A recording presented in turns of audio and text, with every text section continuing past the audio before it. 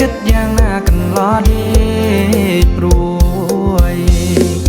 ឃើញមួយក្រមុំសៅគេ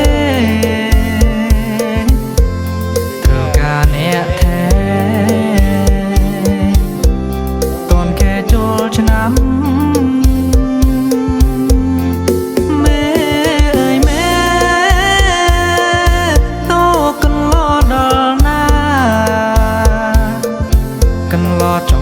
សង្សារកន្លោះចេះចង់រៀបការយកចៅឲ្យមេមើល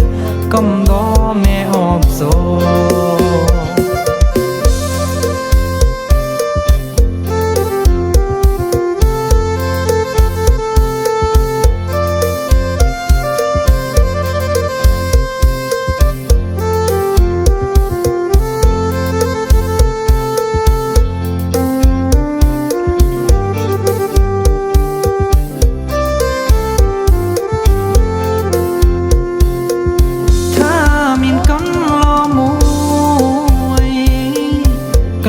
នោះព្រួយជួយយ៉ាងខ្លាំង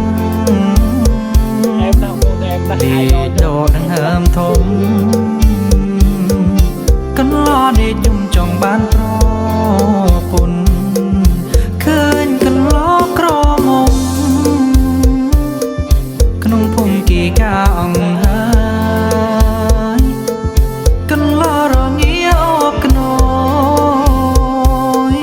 ម៉ែអើយកូនព្រួយចោះយ៉ាងណា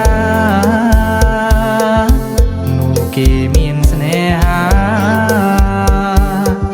แม้គិតយ៉ាងណាកន្លដេ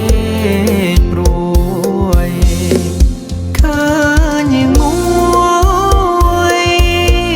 ក្រមុំសៅគេត្រូវការអ្នកថែតនគេចូលឆ្នាំ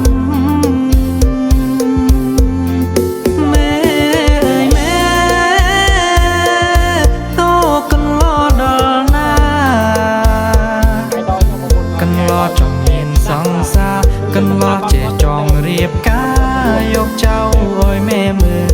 កុំដរមេអបសូចាជូនបងប្អូនយើងអ្នកកន្លោះតែខ្ញុំមានប្រពន្ធហើយបងប្អូនទាំងអស់គ្នាស្ដាប់បទចម្រៀងពេលដែល stress ពេកចឹងស្ដាប់បទចម្រៀងចឹងធ្វើឲ្យយើងស្រស់ស្រាយខ្លះបងប្អូនហើយអរគុណច្រើនបងប្អូនសម្រាប់ការតាមដានទស្សនាកុំភ្លេចជួយ like share follow page របស់ខ្ញុំបាទអ្នកមួយដើម្បីទទួលបានវីដេអូផ្សាយថ្មីៗពីខ្ញុំបាទសុនឆាន់យូអរគុណច្រើន